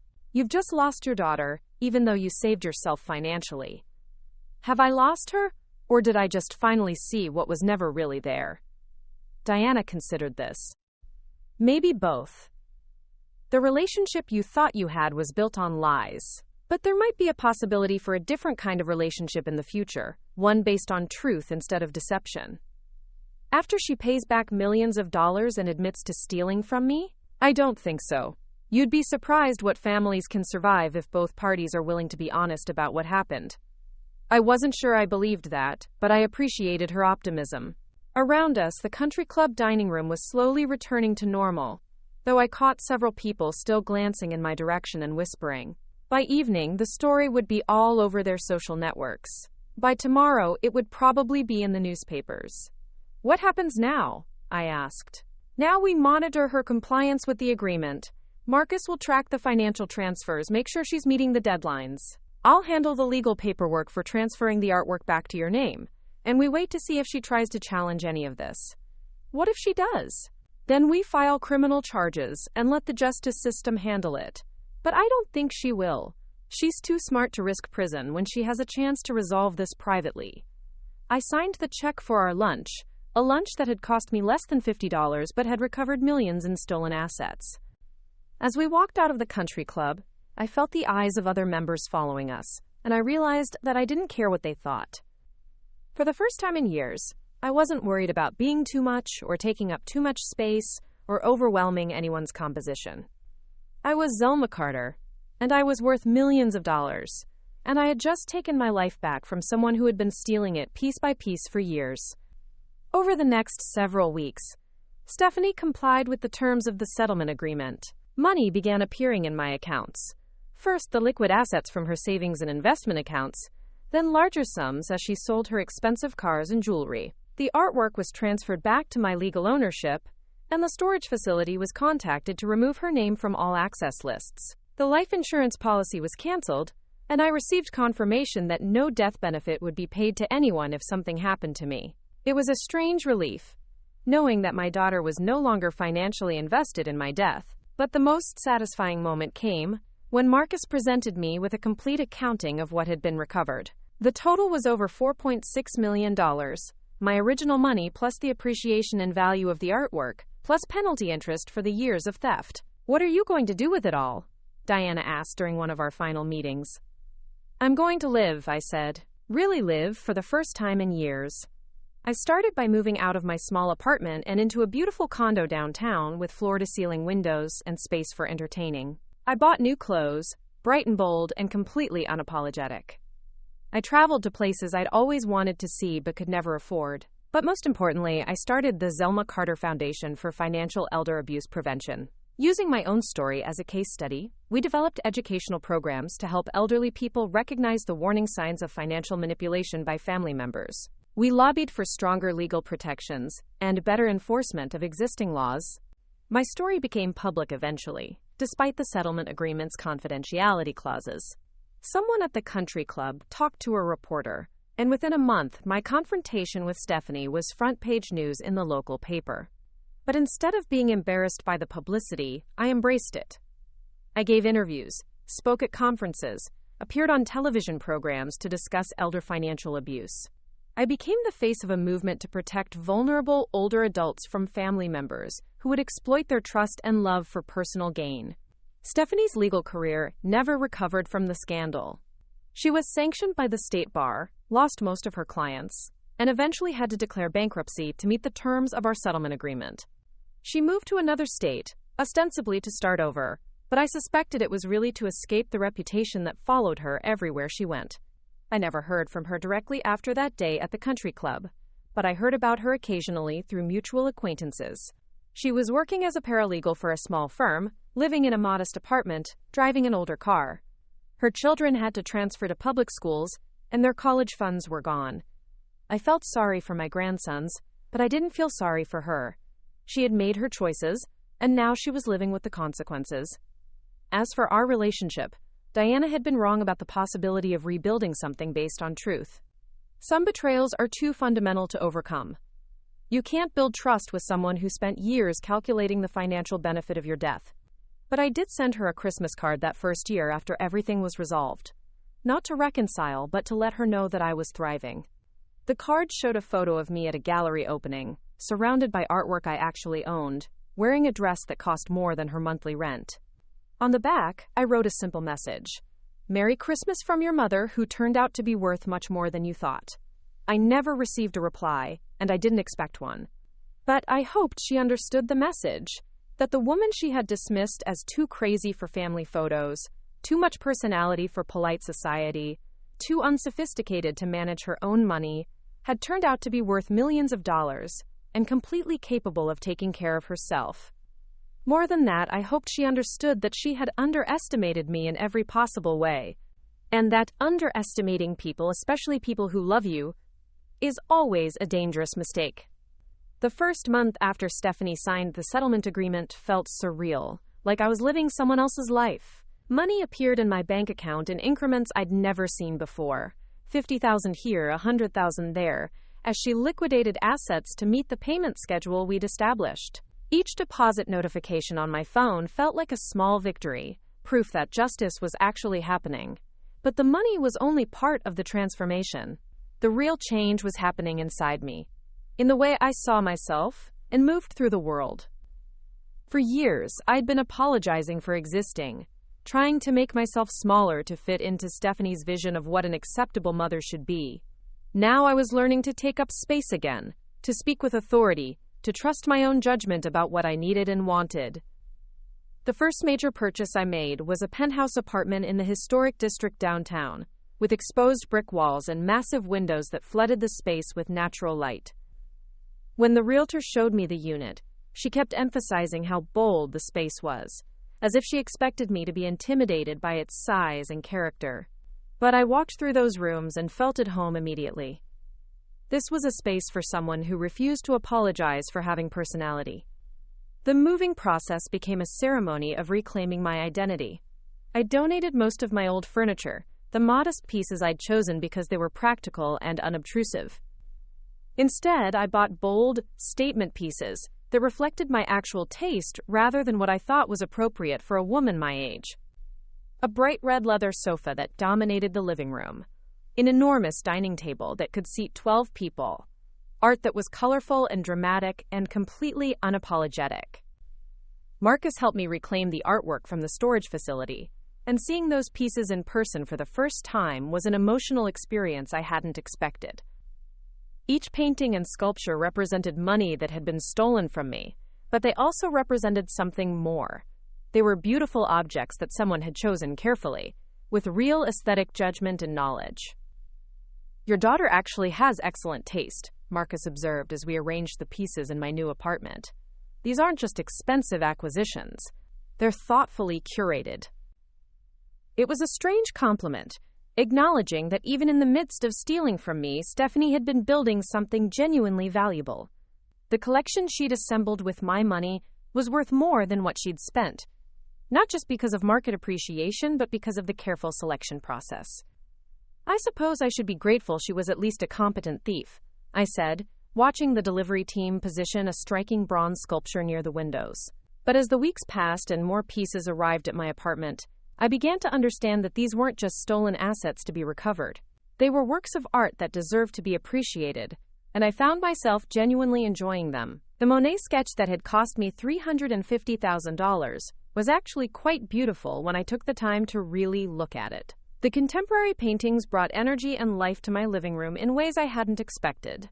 I started visiting galleries and museums, not just to understand what I owned, but to develop my own appreciation for art. I discovered that I had strong preferences. I loved bold colors and dramatic compositions, was drawn to pieces that had emotional intensity rather than intellectual coolness. The collection Stephanie had built in my name reflected sophisticated taste, but not necessarily my taste. So I began making changes. I sold some of the more cerebral pieces and bought works that spoke to me personally. A vibrant abstract painting that reminded me of sunrise over the ocean. A sculpture by a young local artist whose work had energy and optimism. Photography that captured moments of joy and human connection. The art world, I discovered, was full of people who were eager to help a newly wealthy collector develop her aesthetic sensibilities. Gallery owners who had once dealt with Stephanie now courted me directly, inviting me to private viewings and exclusive events. At first, I was intimidated by their expertise and worried that they would see through my inexperience. But then I remembered that this was my money, these were my choices, and I had every right to buy what I loved rather than what impressed other people. The confidence that came with that realization transformed not just my art collecting, but every aspect of how I interacted with the world. The legal aspects of my case continued to unfold throughout the spring. Diana kept me informed of Stephanie's compliance with the settlement terms, and Marcus monitored the financial transfers to ensure everything was proceeding according to schedule. There were a few tense moments when payments came in late, and Deanna had to threaten to file criminal charges to motivate faster liquidation of assets. She's having to sell her house, Diana informed me during one of our monthly check-ins. The market's not great right now, so she's taking a loss on it, but she'll meet the next deadline. I felt a complicated mix of satisfaction and sadness hearing about Stephanie's financial struggles. Part of me was pleased that she was experiencing real consequences for what she'd done to me. But another part of me mourned the loss of the daughter I'd thought I had, the woman I'd believed cared about my welfare and wanted to protect me. "How are the boys handling everything?" I asked. My grandsons had been innocent victims in all of this, and I worried about how their mother's crimes would affect their futures. From what I understand, they're staying with their father while Stephanie gets back on her feet. He's been pretty supportive, actually. Apparently, he had no idea what she was doing with your money. That was a relief. Marcus, Stephanie's husband, had always seemed like a decent man, and I was glad to know he hadn't been complicit in the theft.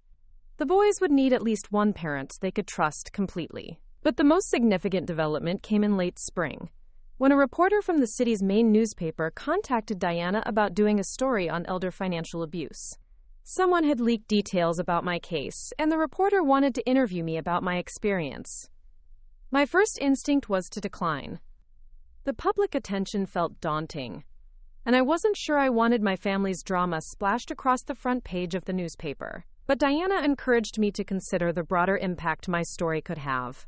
"Zelma, what happened to you happens to thousands of elderly people every year. Most of them never recover their money because they don't have the resources or knowledge to fight back. Your case could help other people recognize the warning signs and seek help before it's too late." The interview, when it finally happened, was more empowering than I'd expected.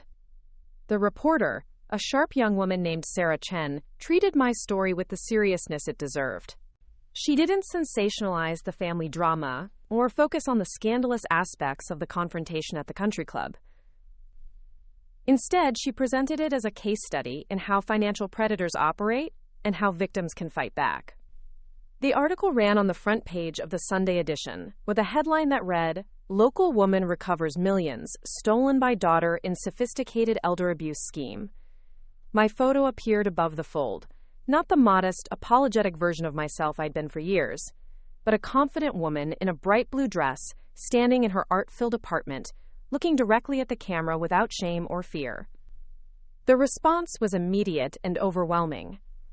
My phone rang constantly with calls from other elderly people who suspected they were being financially exploited by family members.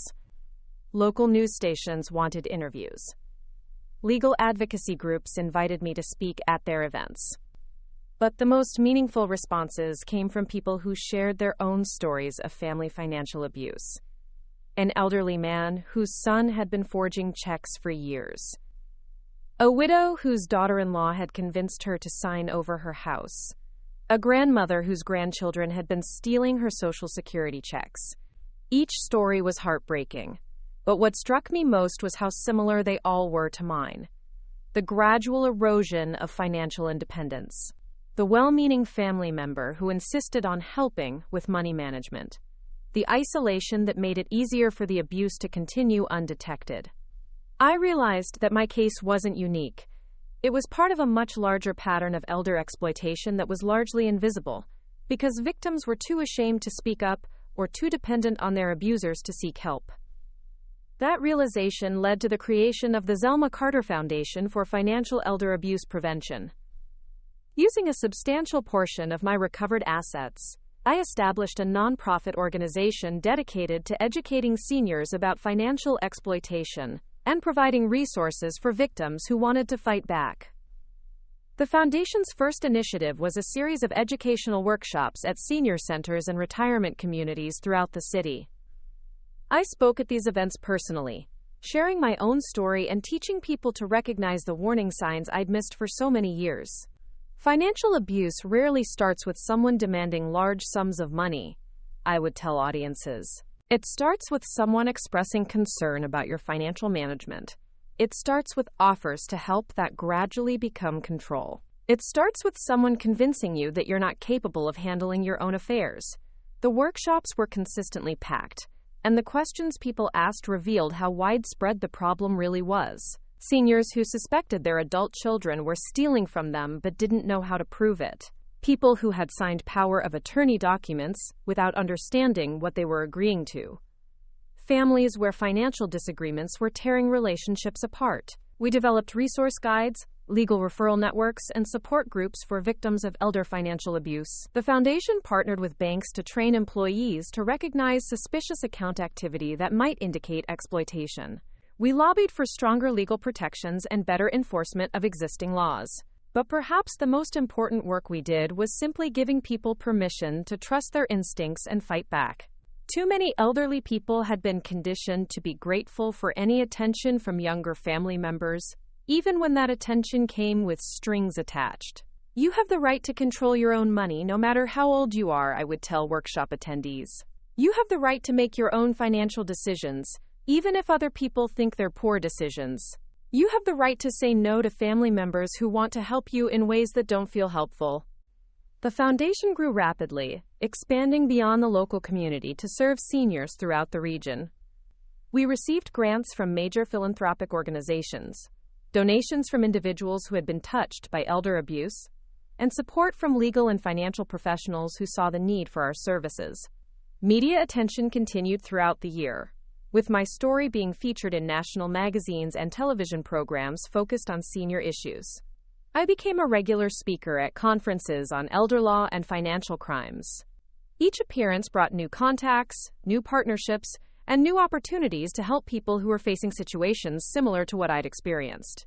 The most satisfying moment came when Sarah Chen, the reporter who had first written about my case, contacted me about a follow-up story. She had been tracking other cases of elder financial abuse in the region and wanted to know how many people had been helped by the foundation's work. We've documented over 200 cases where seniors have recovered stolen assets after attending your workshops or using foundation resources, she told me. The total amount recovered is approaching $10 million. $10 million returned to elderly people who had been victimized by their own family members. $10 million that would have disappeared forever if those victims hadn't learned to recognize what was happening to them and fight back. But the financial recoveries were only part of the impact.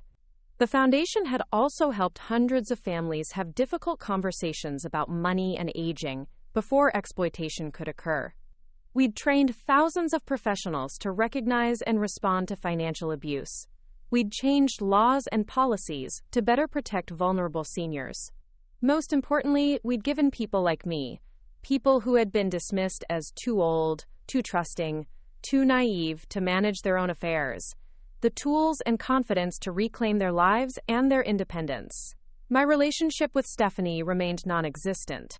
She completed the financial restitution as required by our settlement agreement, transferring the last of my stolen money back to my accounts on schedule.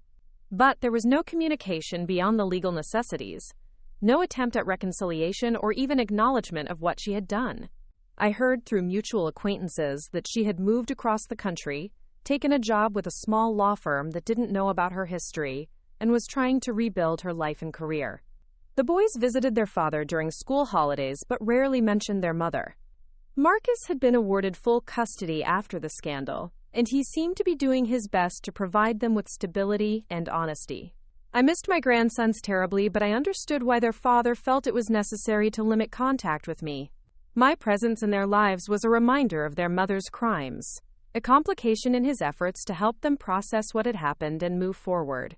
On my 60th birthday, I threw myself a party in my penthouse apartment, inviting the new friends I'd made through the foundation, the art world, and my neighborhood. The guest list included Diana and Marcus, who had become genuine friends rather than just professional allies. It included several seniors who had attended my workshops and later became volunteers with the foundation. It included gallery owners and artists whose work I'd purchased, not because it was a good investment, but because it brought me joy. Looking around the room at the celebration, I realized that this was the life I was meant to be living. Surrounded by people who appreciated my energy and opinions, rather than trying to manage or diminish them. Living in a space that reflected my personality rather than apologizing for it. Using my resources and experience to help other people, rather than having those resources stolen from me by someone who claimed to be protecting me. The woman who had been told she was too crazy for family photos, too much personality for polite society, had turned out to be exactly the right amount of everything for the life she was meant to live. As the evening wound down and guests began to leave, Diana approached me with a glass of champagne and a thoughtful expression. "Do you ever regret it?" she asked. "Confronting Stephanie the way you did? Destroying your relationship with her?" I considered the question seriously. There were certainly moments when I missed the daughter I'd thought I had, when I wished things could have been different. But I couldn't regret discovering the truth or fighting to reclaim what was mine. "I regret that she chose to steal from me," I said. "I regret that she was willing to bet on my death for financial gain. I regret that she saw me as someone too weak and too trusting to fight back. But I don't regret fighting back. I don't regret taking my life back from someone who was stealing it. And if she contacted you tomorrow, wanting to reconcile, then she'd need to start by explaining why she took out a life insurance policy on me. She'd need to acknowledge that what she did was theft, not financial management. She'd need to understand that trust, once broken the way she broke it, doesn't just heal because time passes." Diana nodded. "You've become a different person through all of this." "No," I said, looking around at my beautiful apartment filled with art I'd chosen, friends I'd made, and evidence of work that mattered. "I've become myself again. The person I was before I started apologizing for taking up space." The next morning, I woke up in my king-sized bed in my sunlit bedroom and lay there for a few minutes thinking about the year that had passed. 12 months ago, I'd been living in a small apartment, worrying about money, trying to make myself smaller and quieter to fit into my daughter's vision of acceptable behavior. Now I was worth millions of dollars, lived in a space that reflected my personality, had meaningful work that helped other people, and had learned to trust my own judgment about what I needed and wanted. The transformation hadn't been easy. There had been moments of doubt, times when I wondered if I was being too harsh or too unforgiving. There had been nights when I missed the illusion of having a loving, protective daughter, even knowing that illusion had been built on lies. But every time I doubted myself, I remembered the life insurance policy. I remembered that Stephanie had been financially invested in my death, that she had calculated the profit she would make when I was gone. That memory crystallized everything else, made it impossible to romanticize her motives or minimize what she had done. I got dressed in a bright yellow suit that would have been too bold for the old Zelma, too attention-getting for someone who was supposed to fade quietly into the background. But the new Zelma, or rather the real Zelma who had finally stopped hiding, loved bold colors and statement pieces and clothes that announced her presence rather than apologizing for it. I had a foundation board meeting that morning, followed by lunch with a gallery owner who wanted to discuss a potential exhibition of work by local artists that the foundation might sponsor. In the afternoon, I was scheduled to speak at a law school about elder financial abuse and the legal remedies available to victims. It was the kind of day that would have overwhelmed the woman I'd been a year ago. But now it felt like exactly the right amount of engagement with the world, exactly the right level of impact and influence. As I walked through my apartment, past the artwork I'd reclaimed and the new pieces I'd chosen myself, I stopped at the large window that overlooked the city. Somewhere out there, Stephanie was living with the consequences of her choices. Somewhere out there, other elderly people were being exploited by family members they trusted. Somewhere out there, victims were finding the courage to fight back and reclaim their lives. I had been dismissed as too crazy for family photos, too much personality for a perfect family portrait, but it turned out that being too much was exactly enough to become a millionaire, build a foundation, help hundreds of people, and create a life worth living. The woman in the emerald dress who had been cropped out of her daughter's perfect picture had turned out to be worth more than anyone had imagined, including herself. The foundation's success brought unexpected opportunities that continued to reshape my understanding of what was possible at this stage of my life. 6 months after my 60th birthday celebration, I received a call from Dr. Elizabeth Morgan, a researcher at the university who had been studying patterns of elder financial abuse across the country. "Mrs. Carter, I've been following your foundation's work, and I'm wondering if you'd be interested in participating in a national study. We're documenting successful intervention strategies, and your case represents one of the most comprehensive recoveries we've seen.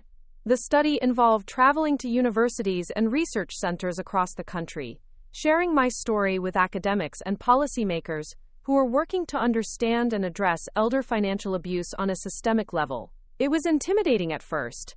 I'd never considered myself an expert on anything, let alone someone whose opinions would be sought by PhD researchers and government officials. But as I participated in focus groups and advisory panels, I realized that my perspective was actually more valuable than those of people who had only studied the problem academically. I had lived through sophisticated financial exploitation and fought my way out of it. I understood both the psychological and practical aspects of being victimized by someone you trust completely. The academic literature focuses heavily on cognitive decline as a risk factor for elder financial abuse, I told one research group. But my cognitive abilities were fine. I was victimized because I trusted my daughter and wanted to believe she had my best interests at heart. The vulnerability wasn't mental, it was emotional. This insight led to a shift in how researchers approached the problem. Instead of focusing primarily on seniors who might be losing mental capacity, they began studying how emotional manipulation and family dynamics could make even sharp, competent older adults vulnerable to exploitation. My involvement in the research also led to policy work. I testified before state legislative committees about the need for stronger legal protections for elder financial abuse victims. I worked with banking industry groups to develop better training programs for employees who might encounter exploitation situations. The most significant policy achievement came when our state passed the Zelma Carter Elder Protection Act, legislation that required banks to report suspicious activity on senior accounts and provided legal immunity for financial institutions that froze accounts while investigations took place. Standing in the state capitol as the governor signed the bill into law was one of the most surreal moments of my life. A year and a half earlier, I'd been living on Social Security and worrying about grocery bills. Now I was watching legislation named after me become law, legislation that would protect thousands of seniors from the kind of exploitation I'd experienced. This wouldn't have happened without your courage to speak up, the bill's sponsor, Representative Maria Santos, told me after the signing ceremony. Most victims of elder financial abuse suffer in silence. You turned your experience into a movement. The media attention that followed the bill's signing brought a new level of recognition that was both gratifying and overwhelming. National news programs wanted interviews. Elder advocacy organizations invited me to keynote their conferences. Law enforcement agencies asked me to help train investigators who worked financial crimes against seniors. But the most meaningful recognition came from the victims themselves.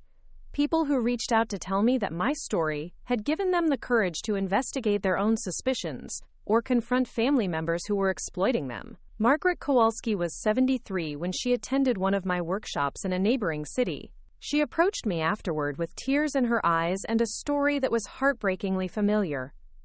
My son has been managing my finances for 2 years, she said. He says it's because I'm getting forgetful, but I don't feel forgetful. I feel controlled. He won't let me see my bank statements, says it would just confuse me. But I used to be a bookkeeper. I understand money better than he does. Margaret's son had convinced her to sign over power of attorney by telling her it was necessary to protect her from scammers. He'd moved her into a senior living facility, sold her house, and was supposedly investing the proceeds for her benefit. But when Margaret asked to see the investment statements, he became defensive and told her she needed to trust him to handle things properly. It sounds exactly like what my daughter did to me, I told her. Have you tried asking to see your bank statements directly from the bank? He says I'm not authorized to access them anymore because of the power of attorney. I gave Margaret Diana's contact information and encouraged her to seek legal advice immediately.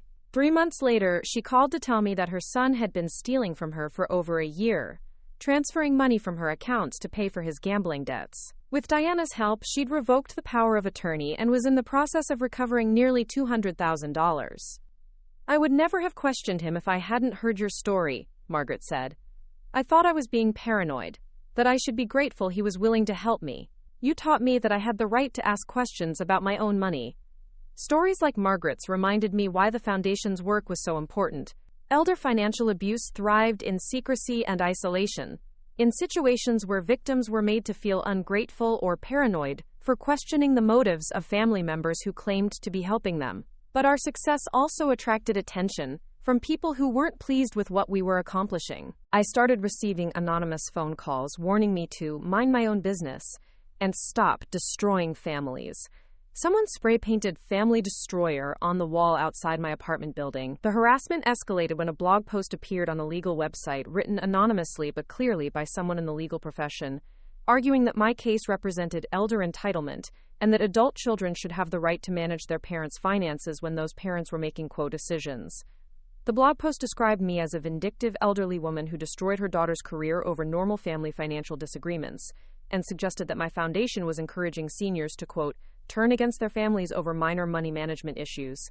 Diana was furious when she read, "This is character assassination. Someone is trying to undermine your credibility and the Foundation's work." Do you think it was Stephanie?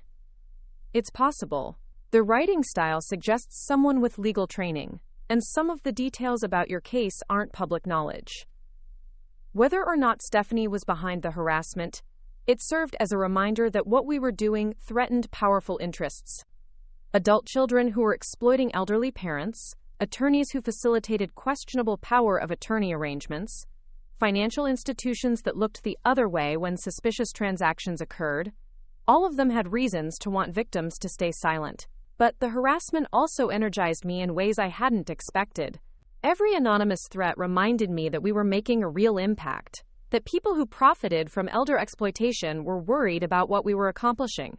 I hired a security consultant to assess threats against me and the Foundation, and we implemented protocols to protect both my personal safety and our organizational data.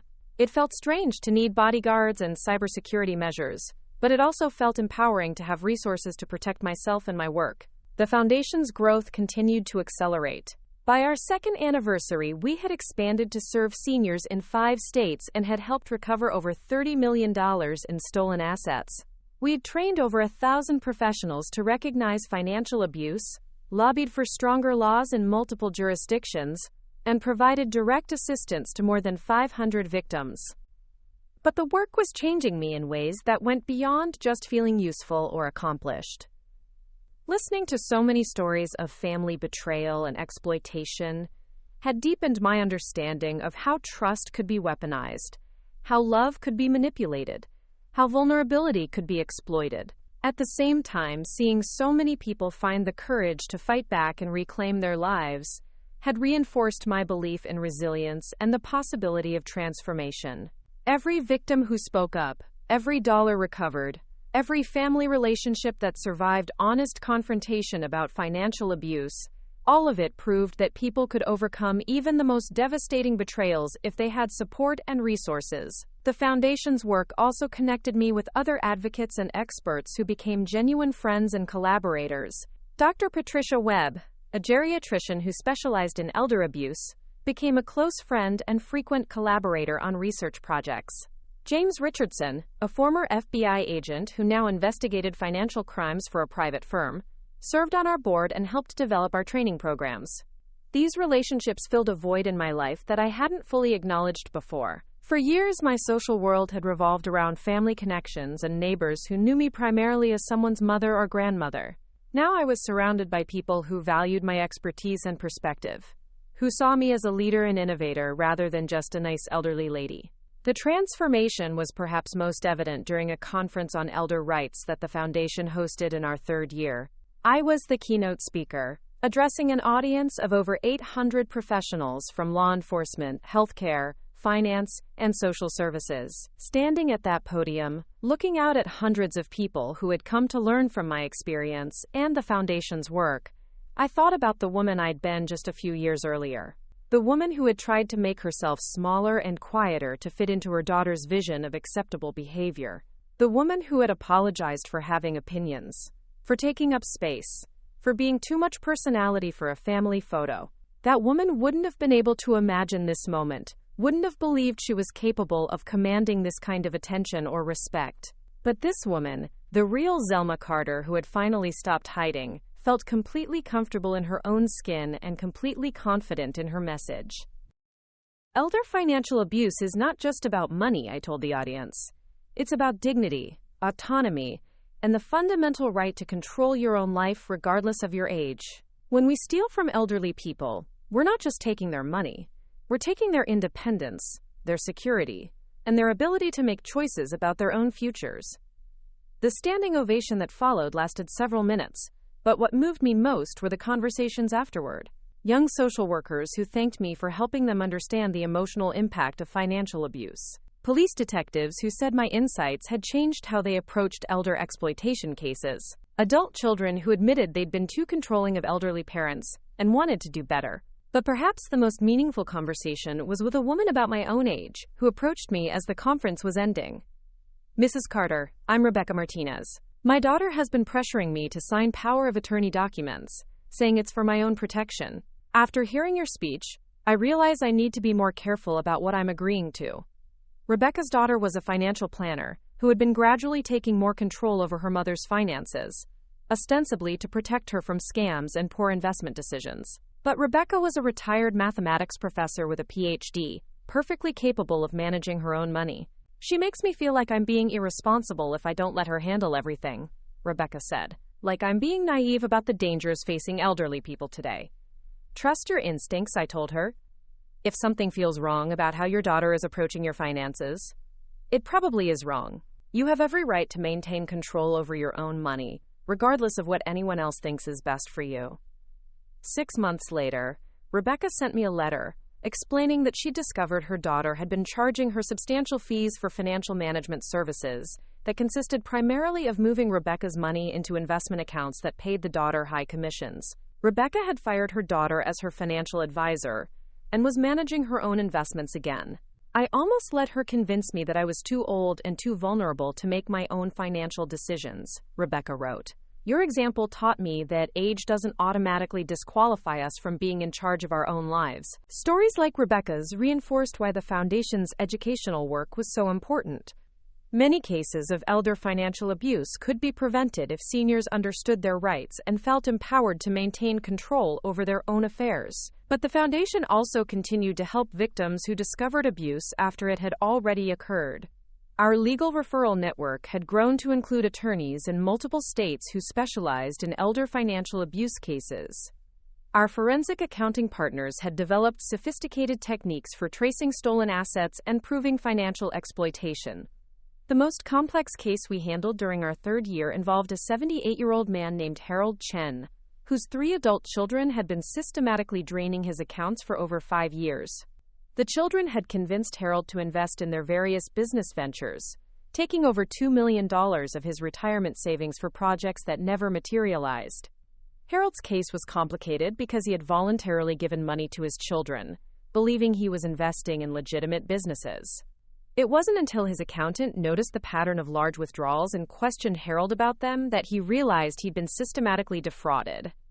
"They kept coming to me with new opportunities," Harold explained during our first meeting. "A restaurant that needed startup capital, a real estate development project, a technology company that was about to go public. Each time, they showed me business plans and promised substantial returns. But when Harold asked to see financial statements for the businesses he'd supposedly invested in, his children became evasive. When he hired a private investigator to research the companies, he discovered that most of them didn't exist, or were shell entities with no real operations. Harold's children had been running elaborate investment scams specifically targeting their own father, creating fake business documents and fabricated financial projections to steal his money. The psychological sophistication of the fraud was breathtaking. They had exploited Harold's desire to help his children succeed while making him feel like he was making smart business decisions. Working with our legal and forensic accounting partners, we were able to trace Harold's money through a maze of shell companies and fake investment accounts. Over 18 months, we recovered nearly 80% of what had been stolen and helped Harold's attorney build a criminal case against all 3 children. "I never thought my own children would lie to me so systematically," Harold said after his sons were sentenced to prison terms and his daughter agreed to a plea deal requiring full restitution. "I thought I was helping them build successful careers. I had no idea they were just stealing from me. Harold's case illustrated how sophisticated elder financial abuse had become. These weren't crimes of opportunity or desperation. They were elaborate, long-term schemes that required planning, coordination, and a complete willingness to betray family relationships for financial gain. But Harold's case also demonstrated that even the most complex financial abuse could be unraveled if victims had access to proper resources and support. The Foundation's network of professionals had made it possible to investigate and prosecute crimes that might otherwise have gone undetected and unpunished. As the Foundation's work expanded and gained national recognition, I found myself thinking more frequently about Stephanie and what had become of her life since our confrontation. Through mutual acquaintances, I learned that she'd eventually found work with a small nonprofit legal clinic, doing immigration law for low-income clients. It was honorable work, though it paid a fraction of what she'd earned as a corporate attorney. I also learned that she'd never remarried after her divorce from Marcus, and that her relationship with her sons remained strained. Tyler and Trevor, now in their late teens, lived with their father and rarely mentioned their mother when they occasionally sent updates through family friends. There were moments when I felt sorry for Stephanie, when I imagined how isolated and ashamed she must feel knowing that everyone in her former social circle knew about her crimes. But then I would remember the life insurance policy, remember that she had been financially invested in my death, and the sympathy would fade. The Foundation's success had given me a platform to tell my story publicly, and I'd been asked many times whether I regretted destroying my relationship with my daughter. The question always struck me as fundamentally wrong. I hadn't destroyed our relationship.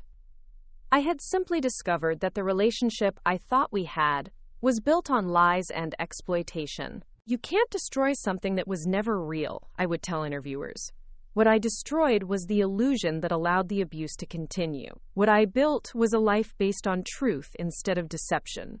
By our 4th anniversary, the Foundation had become one of the most recognized elder advocacy organizations in the country. We'd helped pass legislation in 12 states, trained over 5,000 professionals, and assisted in recovering more than $60 million in stolen assets. But the work was far from finished. Elder financial abuse was still a massive, largely hidden problem that affected millions of seniors every year. For every victim who found the courage to speak up and fight back, there were dozens more who suffered in silence, either unaware they were being exploited or too ashamed and dependent to seek help. The Foundation's long-term goals included establishing regional centers in major metropolitan areas, developing online resources for isolated seniors, and creating a national database of elder financial abuse cases that could help law enforcement identify patterns and prosecute offenders more effectively.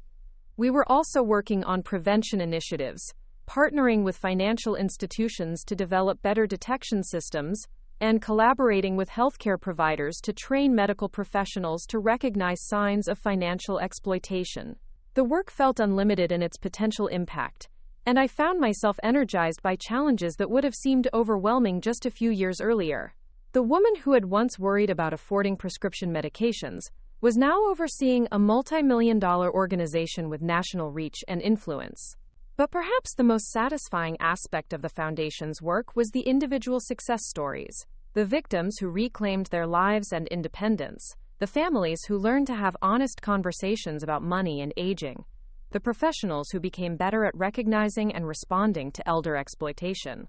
Each story reinforced the lesson I'd learned through my own experience, that being victimized doesn't have to mean remaining a victim forever. With the right support and resources, people can fight back against even the most sophisticated exploitation and rebuild their lives on their own terms. Standing in my penthouse apartment on a Sunday morning, surrounded by artwork I'd chosen and friends I'd made through the Foundation's work, I reflected on the journey that had brought me to this point. The woman who had been told she was too crazy for family photos had become a nationally recognized advocate whose story inspired thousands of people to reclaim their own lives and independence. The transformation hadn't been easy or painless. There had been moments of doubt, periods of grief for the relationships I'd lost, and ongoing challenges from people who didn't want victims of elder abuse to find their voices. But every day brought new evidence that the work mattered. that speaking truth about family financial exploitation was changing lives and saving millions of dollars that would otherwise disappear into the pockets of predators who exploited the trust and love of vulnerable seniors. I was no longer too much personality for anyone's comfort. I was exactly the right amount of personality for the work I'd been called to do and the life I'd chosen to build from the ashes of betrayal and theft. The real Zelma Carter had finally emerged, and she turned out to be worth more than anyone had ever imagined, including herself. Up next, you've got 2 more standout stories right on your screen. If this one hit the mark, you won't want to pass these up. Just click and check them out.